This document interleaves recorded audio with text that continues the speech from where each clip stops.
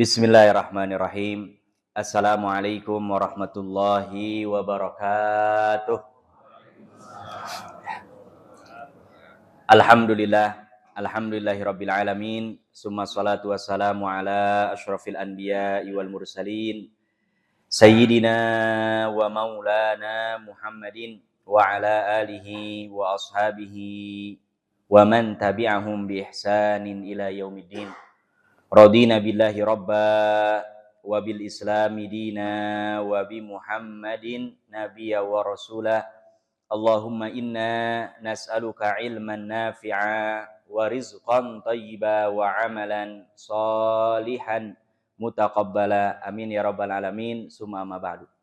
Salawat dan salam kita sanjungkan, bacakan kepada Nabi kita Nabi Muhammad sallallahu alaihi wasallam, teruntuk keluarga, para sahabat, tabi'in, tabi'ut tabi'in, dan kita semua mudah-mudahan istiqomah, wafat dalam keadaan husnul khatimah, dan tentu mudah-mudahan mendapatkan syafaat dan dikumpulkan di surganya Allah subhanahu wa ta'ala. Amin ya rabbal alamin.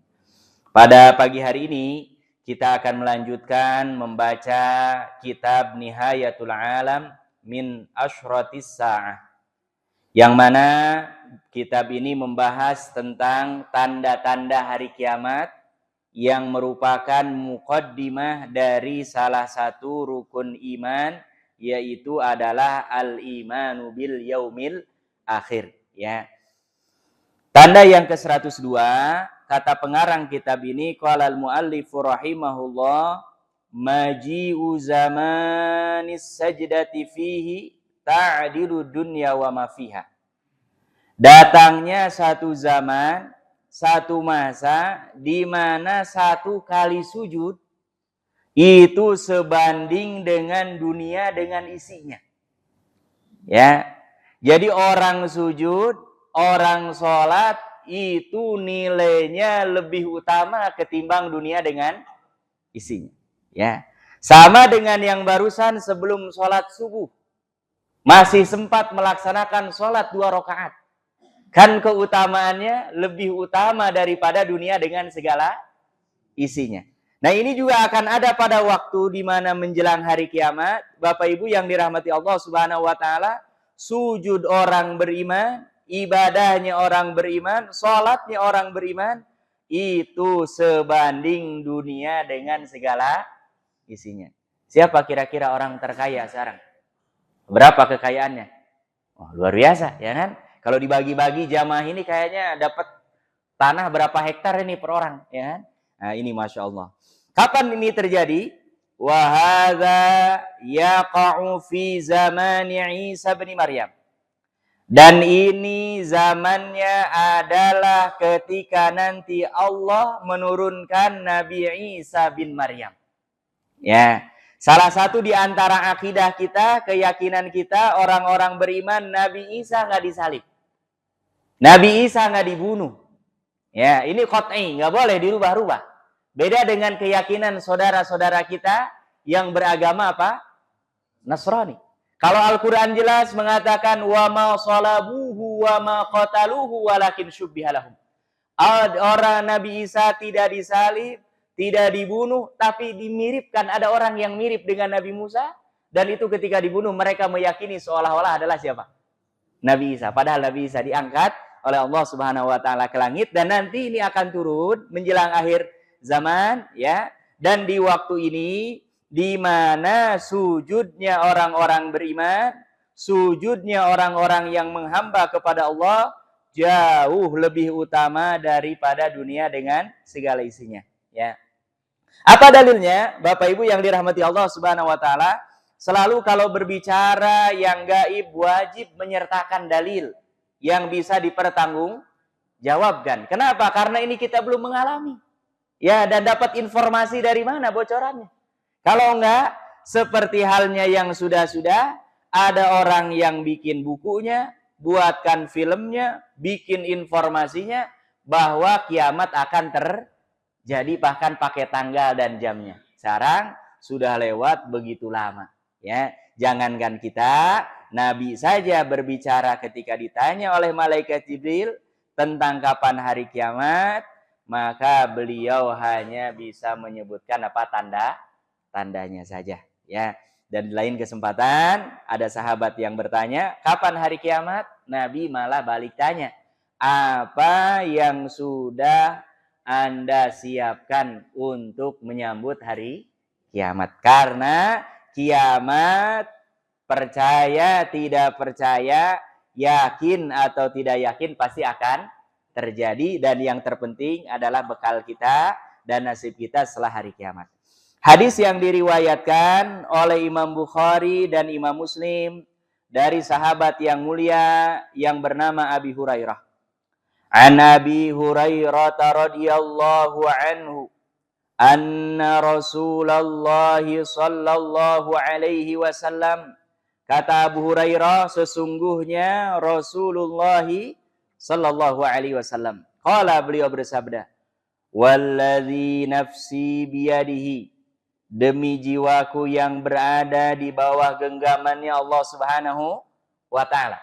Ini setiap kita, ya, nyawa kita, jiwa kita tidak ada yang lepas dari genggaman siapa? Allah. Makanya kalau kata Allah, sehatkan, sehat, matikan, mati, ya. Nah, ini Rasulullah pun bersumpah dengan atas nama Allah. Apa kata beliau? La yushakanna an yanzila fikum ibnu Maryam. Nanti kata Rasulullah akan turun di tengah-tengah kalian ibnu Maryam, yaitu Nabi Isa alaihi salam. Hakaman adalah di mana beliau nanti akan menjadi hakim yang penuh dengan hikmah dan membawa keadilan. Ya, karena apa? Bapak Ibu, menjelang hari kiamat sampai hari ini keadilan ini semakin hilang. Ya, hilang semua. Ya. Bahkan nanti akan ada masanya di mana mencari keadilan seperti halnya kita mencari jarum dalam tumpukan apa? Jerami. Susahnya minta ampun. Nah, nanti di antara tugasnya Nabi Isa, beliau akan menjadi imam, menjadi hakim yang adil. Kemudian apa yang dilakukan? Fayukassiras salib. Nabi Isa akan menghancur-hancurkan salib. Ya, ini kan dinisbatkan dalam keyakinan saudara-saudara kita, Nabi Isa disalib. Nabi Isa nanti akan turun ngomong sendiri. Kalian ikut saya nggak pernah mengajarkan begitu. Karena mereka disampaikan dengan Al-Quran, disinggung. Banyak ayat dalam Al-Quran. Sampai hari ini Bapak Ibu 8 miliar penduduk dunia. Yang jadi umat Nabi Muhammad SAW hanya 2 miliar. Sisanya mayoritas mereka mengklaim sebagai umatnya Nabi Isa alaihi salam. Makanya nanti Allah Subhanahu wa taala turunkan, ya, supaya apa? Karena kan sudah disampaikan oleh Nabi Shallallahu alaihi wasallam, mereka enggak percaya. Nah, makanya ini ujian. Tadi ayatnya dibaca awal surah Al-Ankabut, semua kita akan diuji oleh Allah Subhanahu wa taala. Wa yaqtulul hinzir, dan Nabi Isa alaihissalam akan membunuh babi-babi. Ya, ini satu paket ini. Di antara makanan utama mereka, ya, adalah apa? Nah, babi ini. Saya nggak tahu melacaknya dari mana. Ya, tapi ini disebutkan hampir segala negara yang muslimnya minoritas, makanan daging termasuk yang paling banyak di antaranya apa? Khinzir. Ya. Wa yadha'ul jizya, dan bahkan Nabi Isa alaihissalam nanti akan mencabut yang namanya bayar pajak. Ini semua akan kita dipajakin. Ya, beli baju pakai pajak, beli rumah pakai pajak, rumahnya dipakai tiap tahun dipajakin. Ya kan? Dan mirisnya ini uang pajak dipakai untuk menggaji pengelola pajak dan membayar hutang yang tidak akan pernah lunas-lunas. Ya, hutang kita ini nggak akan lunas. Memang polanya bangun suruh hutang lagi. Harusnya orang, kalau kita secara pribadi, kalau masih punya hutang kan jangan hutang lagi. Kalau ini udah tahu hutangnya numpuk, bunganya aja tiap tahun bayarnya berapa? Ngutang lagi. Ngutang lagi. Ya ini. Kenapa? Ekonominya ekonomi kapitalis. Selama yang mendominasi ekonominya adalah ekonomi kapitalis, ya akan begitu polanya. Negara manapun, di belahan manapun, ini akan seperti ini. Dan nampaknya wallahu taala ala wa alam, kalau membaca sepintas hadis ini sampai nanti menjelang bahkan turunnya Nabi Isa masih berlaku yang namanya bayar pajak. Padahal kalau dalam tuntunan ekonomi Islam, orang muslim tidak ada bayar pajak, nggak ada bayar pajak. Ya, yang ada adalah apa? Zakat, sedekah, infak, wakaf, ya. Dan ada baitumalil muslimin. Baitumalil muslimin ini termasuk boleh dipakai untuk penggunaan kebutuhan kita bermasyarakat, ya. Nah, tapi ini nampaknya akan nanti terus berlanjut sampai turun siapa? Nabi Isa alaihissalam. Yang lucu Bapak Ibu yang dirahmati Allah, negara-negara yang membuat konsep ini bayar pajak ini, sekarang malah mereka nggak mau bayar pajak. Kenapa? Pajaknya subhanallah 40%, 50% kalau mau bikin rumah. Akhirnya apa? Mereka nyari negara-negara yang nggak pakai bayar pajak. Dan yang kelimpahan negara mana? Uni Emirat Arab. Kenapa Uni Emirat Arab sekarang jadi pusatnya ekonomi dunia? Orang kalau pengusaha-pengusaha besar sampai ada hotelnya Al Buruj itu ngumpulnya tuh di situ. Kenapa? Karena di Uni Emirat Arab tidak ada bayar pajak. Ya, sehingga apa? Ini aneh bin ajaib, negara yang nggak punya sumber daya alam, tapi negaranya maju luar biasa. Kenapa? Karena banyak orang yang dari Eropa, dari Amerika, dari mana-mana. Itu mereka investasinya di Uni Emirat Arab. Kenapa? Karena tidak ada pajaknya. Kalau ke kita udah pajaknya tinggi, premannya banyak. Biaya yang tidak terduganya jauh lebih banyak. Yang ada pun malah jadi apa? Kabur. Orang jatah nungguin gak diundang ya kan datang ke proyek. Ya kan gak diundang, gak minta diamanin malah ini uang keamanan. Ya kan? Tiap mobil lewat dipintain. Ini kan itu udah bayar, mobilnya bayar pajak.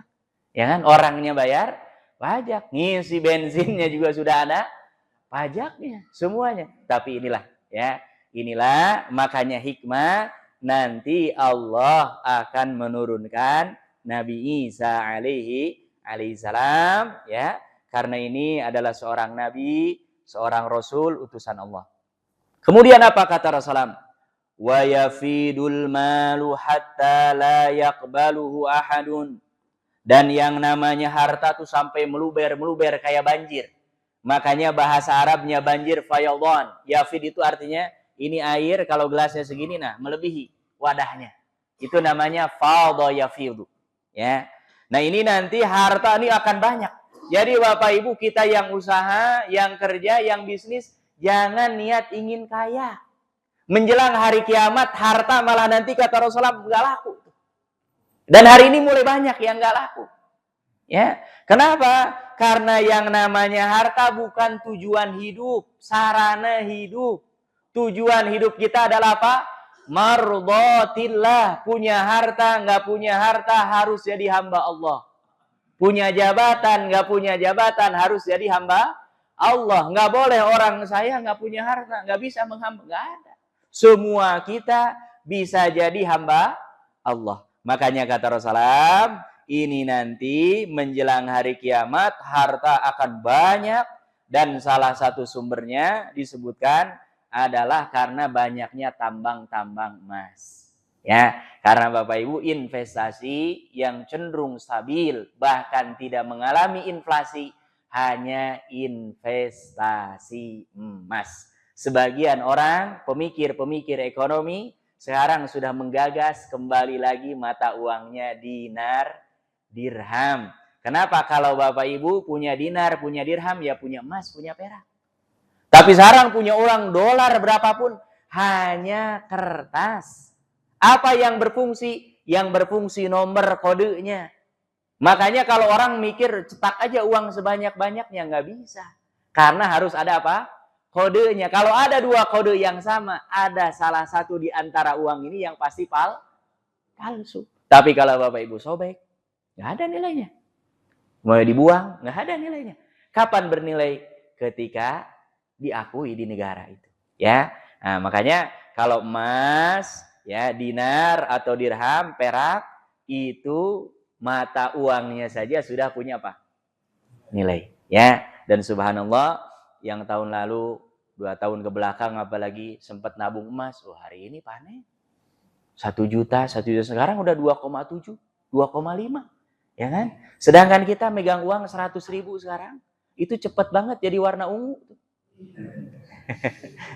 Dulu kan 100.000 tuh agak banyak ibu-ibu kalau belanja ke warung. Ya, apalagi kemarin hujan terus tuh sayur pada naik. Saya tanya, loh ini naiknya apa? Ya, musim hujan. Ya, jadi uang 100.000, ini kayak 10.000 ini. Ya, Masya Allah. Kenapa? Inflasi. Ya, mengalami penurunan nilai. Kalau emas mau gimana pun ya sebegitu. Makanya di zaman Nabi, ya, orang beli kambing harganya segitu, dihitung sampai sekarang stabil harganya begitu. Ya, nah, makanya ini nampaknya yang akan sadar, bahkan saya memprediksi yang akan mempopulerkan nanti mata uang dinar dirham bukan dari kaum muslimin, tapi nanti orang-orang barat yang mereka ekonominya hancur, semakin hancur seperti sekarang, dan mereka mencari cara, dan pasti ujung-ujungnya akan mencari teori, dan di antara alternatif yang memang disediakan oleh Allah adalah dengan kembali mata uangnya menjadi apa? Dinar, dirham, apapun nanti namanya, tapi yang jelas mata uangnya memang ada nilainya. Ya. Kenapa kata Rasulullah, saking banyaknya harta orang kaya luar biasa, la yakbalu wahadun. Kalau ada yang mau dikasih harta tuh nggak ada yang mau. Kalau sekarang orang malah antri ingin dapat bansos. Ya, malah yang nggak dapat bansos, alhamdulillah, apa ngomel-ngomel ini? Ngomel-ngomel. Bahkan nih saya punya suratnya dari desa. Ya, surat tidak mampu, ya kan? Aneh, orang kita doanya ingin kaya, datang ke kantor desa minta keterangan tidak mampu. Doanya kan minta kaya. Kenapa datang ke kantor desa minta surat keterangan tidak mampu? Ya. Nah, ini makanya nauzubillah. Ini kita sekarang ini berarti belum, ya, menjelang nanti turunnya Nabi Isa, itu orang harta banyak, tidak akan ada yang menerima, dan dikuatkan dengan hadis terkait dengan sedekah, ada waktunya di mana sedekah kita nanti akan ditolak oleh orang, ya. Nah, ini yang terkait dengan tanda yang ke-102, ujung hadis ini, kata Rasulullah, hatta takunus sajdah al-wahidah khairan minad dunya wa ma fiha. Dan di hari itu, ketika orang biasanya mereka sibuk mencari uang, mencari harta, justru 1 kali sujud, 1 kali sholat, malah lebih baik daripada dunia dengan segala isinya. Ya, makanya Bapak Ibu biasakan, apalagi sudah umur 40 tahun, kalau bisa sampai sebelum meninggal, dawamkan minimal 2 rakaat sebelum subuh, jangan putus. Jangan putus. Kalau yang sudah mendawamkan, kalau kelewat qadha, boleh. Ya, mamanya kita nih biasa jarang-jarang, hampir selalu. Bangunnya telat, nah, boleh mengqadha. Tapi tetap yang utama, yang wajib dulu yaitu apa? Sholat subuhnya. Karena ada orang udah bangunnya telat, saya lihat sholatnya 2 kali. Apa? Sholat qobliyah subuh. Lah orang waktunya udah lewat. Subuhnya saja sudah lewat. Ini malah ngejar yang sunnah dulu. Kalau ada sunnah dengan wajib, dahulukan yang wajib. Baru setelah itu ambil yang apa? Sunnah kalau memungkinkan. Jangan yang sunnahnya dikejar, yang wajibnya malah ketinggalan. Selalu kaidahnya, yang wajib tidak boleh dikalahkan oleh yang sunnah. Yang lebih lucu, ada orang sholat duha tapi pakai kunut. Nah, ini yang lebih lucu ini. Ternyata apa? Sholat subuhnya kesiangan. Itu orang sholat duha ada kunutnya. Nah, ternyata dia baru sholat subuh tapi apa? Ketinggalan. Ya. Nah, ini jadi Bapak Ibu yang dirahmati Allah Subhanahu Wa Taala. Ini hadisnya. Dan kata Abu Hurairah, ini diisyaratkan oleh Allah Subhanahu Wa Taala dalam Al-Quran di surah An-Nisa ayat yang ke-159. Apa kata Allah Subhanahu Wa Taala? A'udzu billahi minasy syaithanir rajim. Wa im min ahlil kitabi illa la yu'minanna bihi qabla mautih wa yaumal qiyamati yakunu alaihim syahida. Masya Allah. Makanya umat Rasulullah Sallallahu Alaihi Wasallam tenang. Karena apa? Kata Allah, wa min ahlil kitab. Tidak ada seorang pun dari kalangan ahlul kitab. Apa ahlul kitab? Mayoritas tafsiran para ulama adalah al-Yahudu wan Nasara. Orang-orang yang beragama Yahudi dan apa? Nasrani. Apa kata Allah? Illa la yu'minanna bihi, kecuali pasti akan beriman bihi kepadanya, dalam kurung yaitu Nabi Isa alaihi salam. Kenapa? Karena Bapak Ibu kalau sekarang yang diyakini adalah yang diajarkan, yang ada dalam kitab-kitab tertulis. Dan mereka tidak tahu hakikat yang sebenarnya. Kalau nanti hari menjelang hari kiamat, Nabi Isa langsung yang turun. Dan Nabi Isa kalau dalam ajaran kita, dalam Al-Quran disebutkan, ya Allah, saya tidak mengajarkan kepada umat saya kecuali untuk mentauhidkan Engkau. Ketika saya hidup, saya jamin. Ada yang nyeleweng, saya ingatkan. Tapi ketika saya diangkat ke langit, kata Nabi Isa, Engkau yang maha mengetahui. Jadi Nabi Isa nggak pernah mengajarkan adanya keyakinan-keyakinan seperti yang diyakini sekarang. Ya, nah, makanya nanti karena mereka ketemu langsung dengan Nabi Isa, mereka akan beriman qabla mautih, sebelum Nabi Isa diwafatkan juga oleh Allah Subhanahu wa Ta'ala. Karena semua kita ujung-ujungnya pasti akan apa? Mati. Wa yaumal qiyamati yakunu alaihim syahida. Dan nanti di hari kiamat Nabi Isa alaihi salam akan menjadi saksi atas mereka, baik yang beriman atau masih tetap tidak beriman. Ya, nauzubillah. Ya, jadi ini kita sudah berada di jalan yang benar. Innad dina indallahil Islam. Ya, mudah-mudahan kita dijaga, diistiqomahkan oleh Allah Subhanahu wa Ta'ala, terhindar dari fitnah-fitnah. Memaknai hadis ini, ada seorang ulama besar namanya Al-Qadhi Ibn Iyad.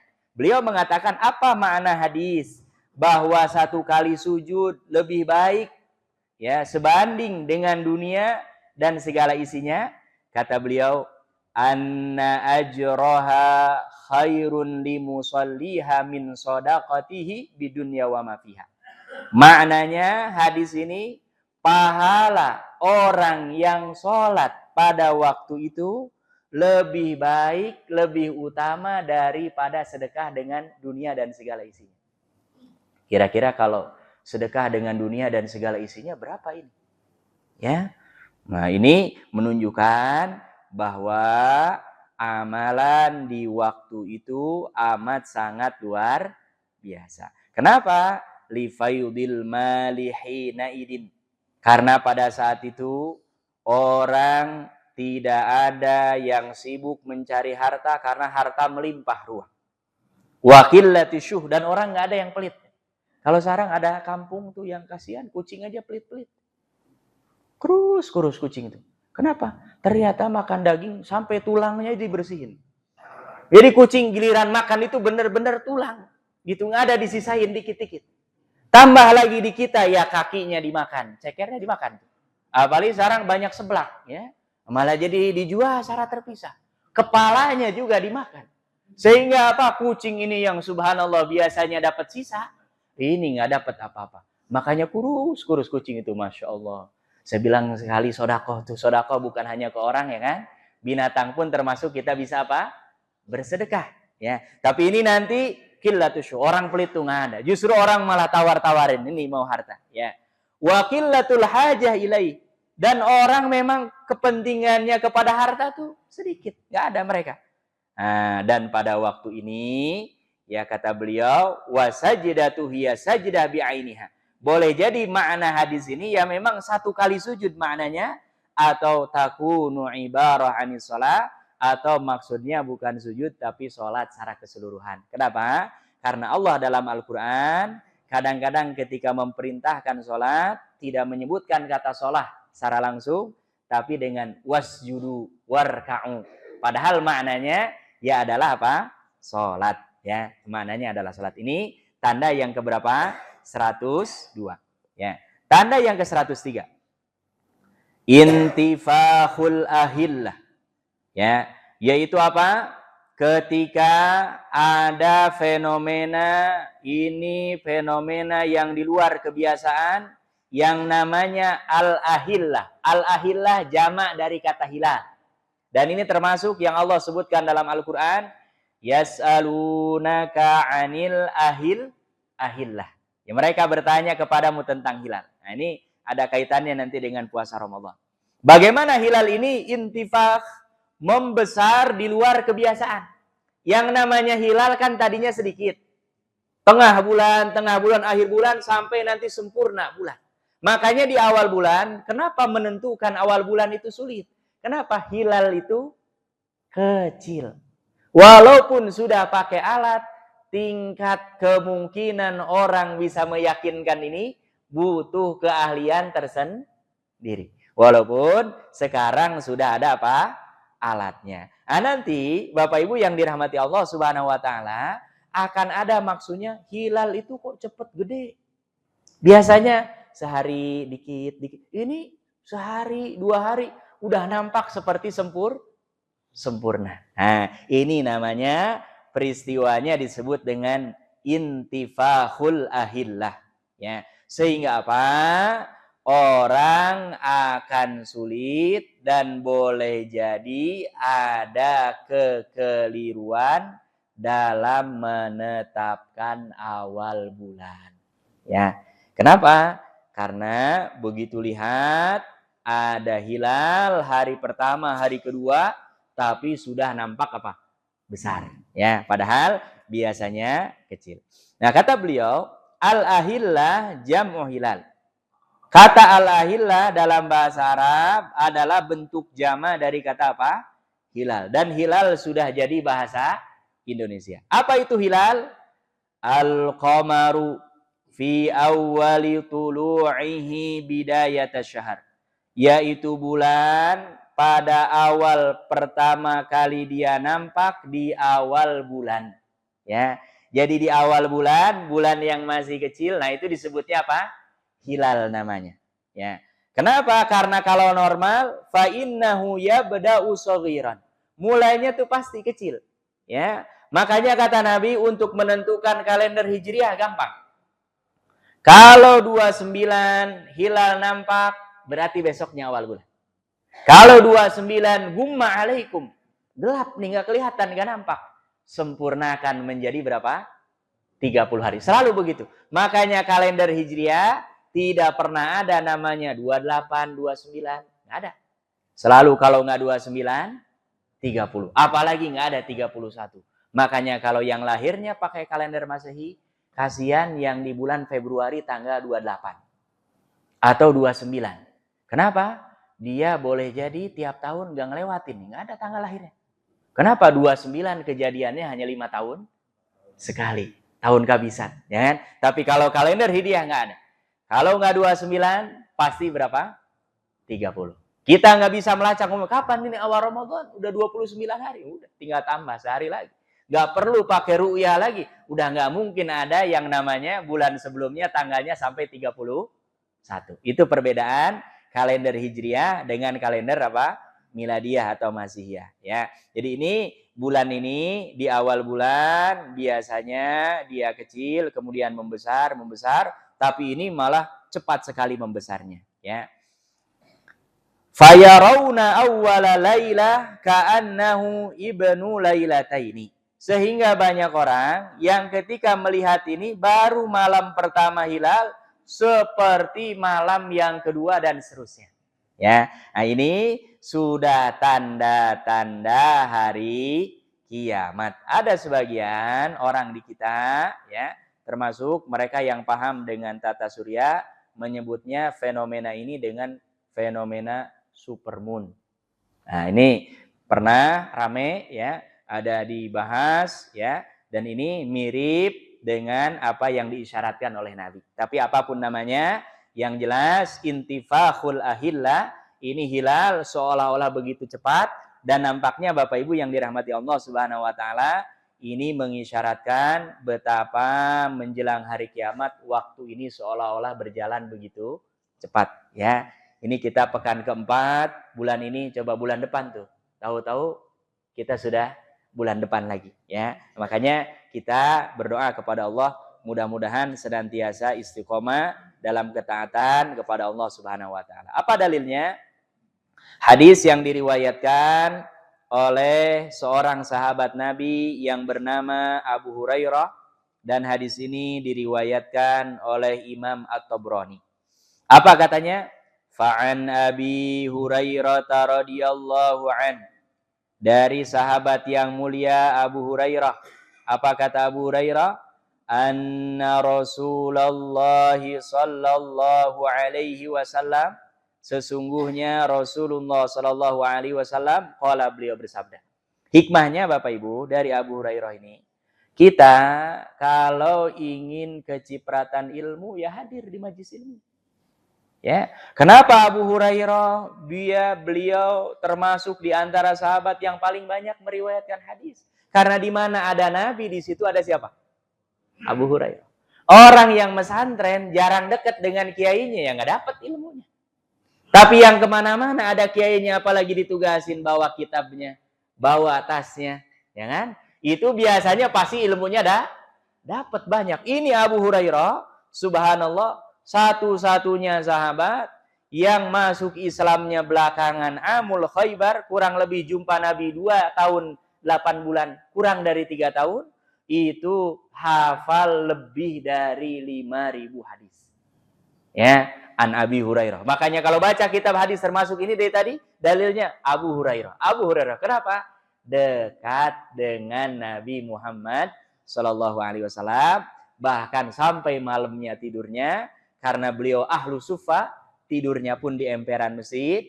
Bahkan menurut sebagian ulama sirah, menyengaja tidurnya nempel depan pintu rumahnya Rasulullah. Tujuannya supaya apa? Kalau Rasulullah bangun, kan buka pintu. Ya kan? Kita nih kalau subuh-subuh ada yang bangun buka pintu, kedengeran apa enggak? Nah, malam kedengeran. Nah, ini dia ikut bangun. Makanya hampir 24 jam senantiasa membersamai siapa? Rasulullah Shallallahu Alaihi Wasallam. Artinya apa? Bapak Ibu, kalau kita, anak-anak kita ingin lancar baca Quran, harus diperdengarkan baca Quran. Ya, ingin bisa praktek sholat, harus sering-sering dibawa kemana? Ke masjid praktek sholat. Kalau enggak, sulit. Ya, sulit. Kenapa? Karena hasil penelitian, apa yang dilihat jauh lebih berefek ketimbang apa yang didengar. Gitu. Jadi melihat langsung, ya, menyaksikan langsung itu biasanya lebih kuat. Nah, ini termasuk Abu Hurairah. Apa kata Abu Hurairah? Rasulullah pernah bersabda, min iqtirabis sa'ah, di antara tanda-tanda sudah semakin dekatnya as-sa'ah, yaitu hari kiamat, intifakhul ahillah, yaitu ketika hilal cepat sekali dari yang kecil menjadi besar. Wa an yaral hilal, dan seseorang melihat hilal lailatan, pada malam pertama, fayuqalu lil lailataini, tapi orang ini, oh ini sudah hilal malam yang kedua. Ya, ini saking apa? Cepatnya. Dan ini nampaknya kata pengarang kitab ini qad hadasa, sudah terjadi. Ya, entah terjadinya satu kali atau berulang-ulang, atau mungkin ya hanya terjadi beberapa kali, tapi puncaknya mungkin nanti sudah menjelang, sudah amat sangat dekat dengan yang namanya peristiwa hari kiamat. Ini tanda yang ke-103. Tanda yang ke-104. Maji'u zamanun la yabqa ahadun illa lahiqa bisyam. Datangnya satu zaman, satu masa, tidak ada seorang pun kecuali akan berbondong-bondong menuju Syam. Ya, dan kemarin Bapak Ibu ketika Palestina dibombardir, ada seluruh dunia bikin program namanya As-Sumud. As-Sumud itu artinya tegar, kokoh. Mereka berangkat naik perahu dari seluruh negara, termasuk dari Indonesia. Dari Indonesia tertahan lama di Aljazair.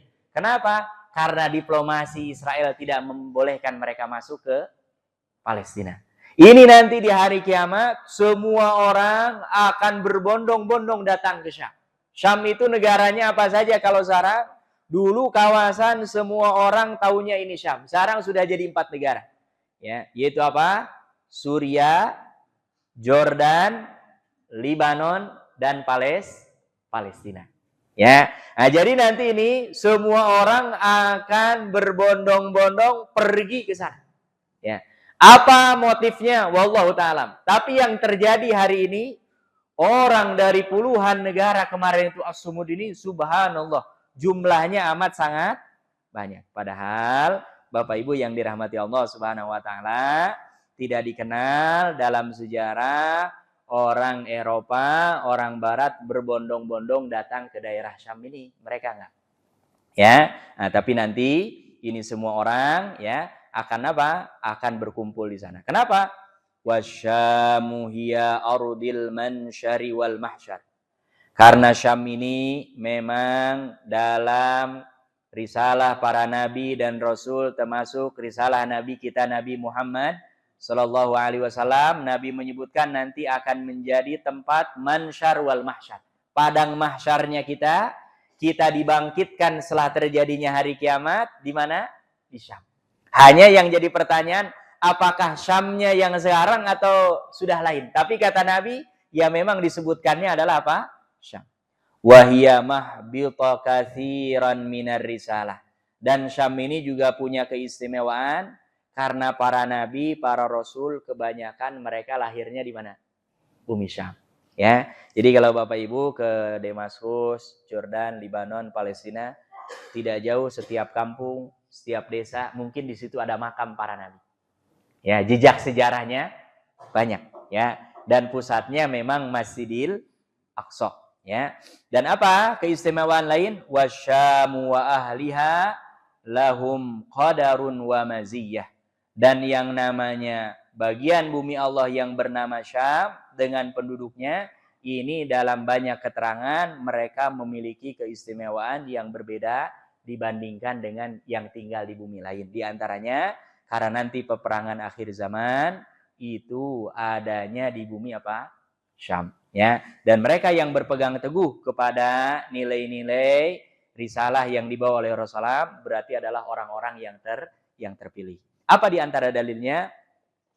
Qala Rasulullah sallallahu alaihi wasallam.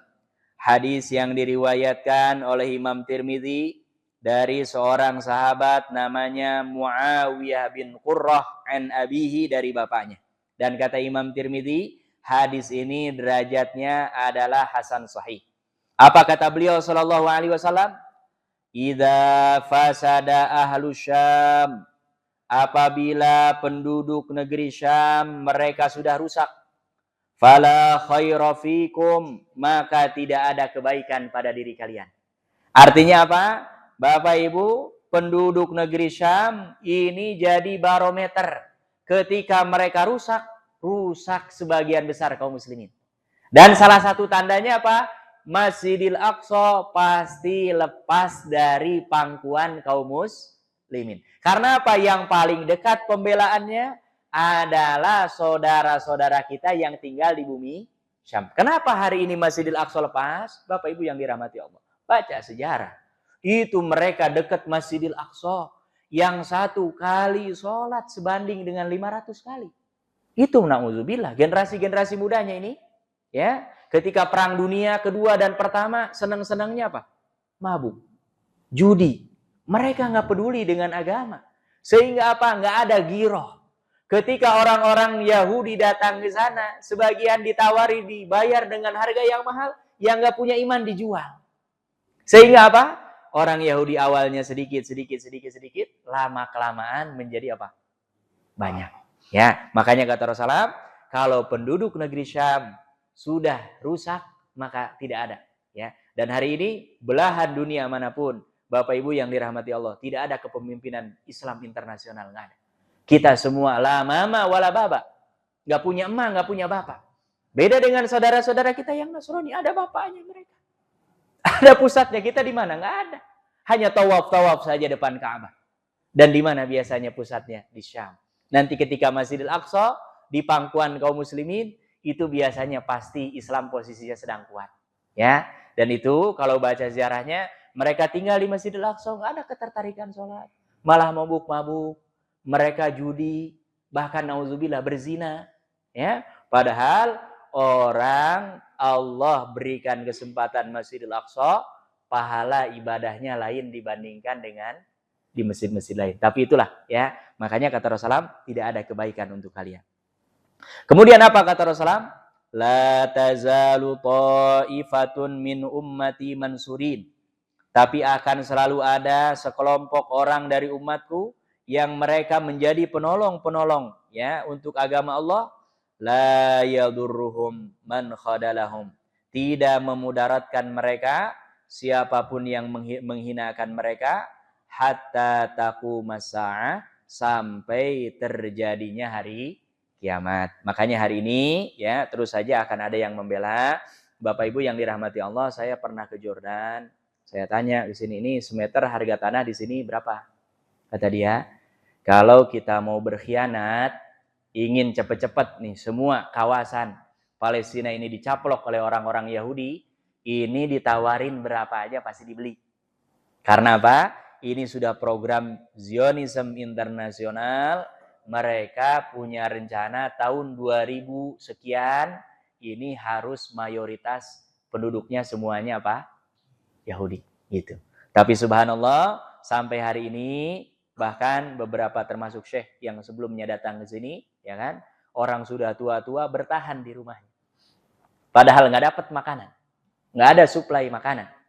Ya, Bapak Ibu kalau lihat di Rafah itu perbatasan yang di benteng begitu, ini nggak boleh masuk makanan. Sampai terakhir ketika kemarin orang mereka mau menyampaikan bantuan nggak boleh. Sampai akhirnya dari helikopter dilemparkan. Gitu. Jadi mereka mau mendaratkan harus izin dulu. Termasuk ada bayar pajaknya. Gitu. Nggak bisa sembarangan main turun. Kalau nggak ditembakin nanti oleh orang Israel. Karena ini izin nggak boleh, bantuan sudah numpuk gitu. Di Rafah, di Turki, di mana nggak boleh masuk. Akhirnya karena banyak yang kelaparan, bawa helikopter lewat, tumpahin ke bawah. Minimal bisa mempertahankan apa? Hidup. Ya, tapi mereka walaupun kondisinya seperti ini, kira-kira ini, ya. Ini kita yang rumahnya banjir terus umpamanya. Kira-kira akan bertahan apa mendingan jual nyari rumah yang lain? Nah, biasanya kecenderungan orang, oh, banjir terus ini. Ya kan? Pasti nyari rumah yang lain, ya kan? Apalagi kalau uangnya cukup, ya. Ini mereka mau dibeli, mau di apapun enggak mau. Ya, kenapa? Inilah yang diisyaratkan oleh Rasulullah, serusak apapun nanti akan ada golongan yang memang Bapak Ibu yang dirahmati Allah, mereka akan kokoh dalam keimanan. Hadis terakhir, Bapak Ibu yang dirahmati Allah Subhanahu wa taala, ini termasuk kita hari ini Allah mudahkan kemana-mana. Salah satu di antara wasiat Nabi SAW, kalaulah kita boleh milih negeri, boleh milih tempat kita tinggal, di antara wasiat beliau salah satunya adalah tinggal di bumi Syam. Karena apa? Ini bumi yang memang Allah berkahi, dan ini sebagaimana sebuah hadis yang diriwayatkan oleh seorang sahabat yang bernama Abu Darda, ya, di mana beliau mendengar langsung dari Rasulullah Shallallahu Alaihi Wasallam, inna fussatal muslimina yaumal qiyamah bil wawtah. Kata Rasulullah Shallallahu Alaihi Wasallam, tempat tinggalnya kaum muslimin nanti ketika terjadi peristiwa yaumal malhamah, Armageddon, peperangan besar, itu mereka akan berkumpul di yang namanya al-wawtah. Al-Ghawthah lebih dikenal dengan Damaskus. Bahasa Arabnya Dimashq, ya. Nah, tapi bahasa Latinnya apa? Damaskus. Nah, ini ibu kota sampai hari ini Suriah. Alhamdulillah ini hari ini Suriah sudah merdeka, sudah kembali pemerintahannya sipil ya. Sebelumnya ini dari bapaknya, anaknya pemerintahannya luar biasa, termasuk banyak ulama-ulama yang dibunuh dan kemarin ditunjukkan tulang belulang dari ulama-ulama yang orang banyak nggak tahu ulama ini tiba-tiba menghilang. Ternyata ada penjara-penjara khusus yang ini menunjukkan kekejaman Bashar Assad dan juga bapaknya Hafid Assad yang berkuasa lama, dan ketika ada yang tidak sependapat dengan pemerintah itu mereka disikat habis ya. Makanya kita kalau umpamanya ada yang di sini berdoa, ya Allah saya nggak betah di Bekasi ya Allah, nah boleh ya Allah mudah-mudahan saya punya rumah di Syam ya. Nah, tapi berarti mahal ini, berapa semeternya ya kan. Dan yang kedua, di negara-negara Syam ini Bapak Ibu yang dirahmati Allah, nyari air susah karena gurun pasir semua. Saya kaget beli aqua seliter setengah, ini sampai 200.000. Dan mata uangnya memang dinar di Jordan. Ya, saya tanya kenapa ini semahal ini? Ya, kenapa? Kata dia di sini yang namanya biar sumur itu susah jauh. Dan memang sepanjang kita melihat itu semuanya gurun pasir. Hanya ada tempat-tempat tertentu, ya, daerah-daerah tertentu yang di situ ada sumber air. Nah kalau di kita, alhamdulillah air banyak mengalir, ya. Makanya kita bersyukur kepada Allah Subhanahu Wa Taala. Ini tanda yang ke-104. Mudah-mudahan kita semua ditolong oleh Allah Subhanahu Wa Taala. Allah berikan kekuatan istiqomah. Tidak ada di antara kita yang wafat kecuali dalam keadaan husnul khotimah, termasuk dengan keberkahan majelis ilmu ini. Kita doakan mudah-mudahan orang tua kita, saudara kita, kaum muslimin muslimat yang sudah meninggal, mudah-mudahan Allah jadikan kuburnya raudhah min riyadil jannah.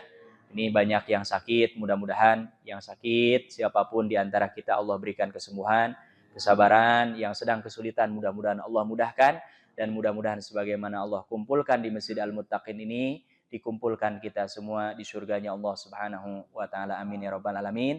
Ini saja yang bisa disampaikan. Subhanakallahumma wa bihamdika asyhadu an la ilaha illa anta astaghfiruka wa atubu ilaik. Wassalamualaikum warahmatullahi wabarakatuh.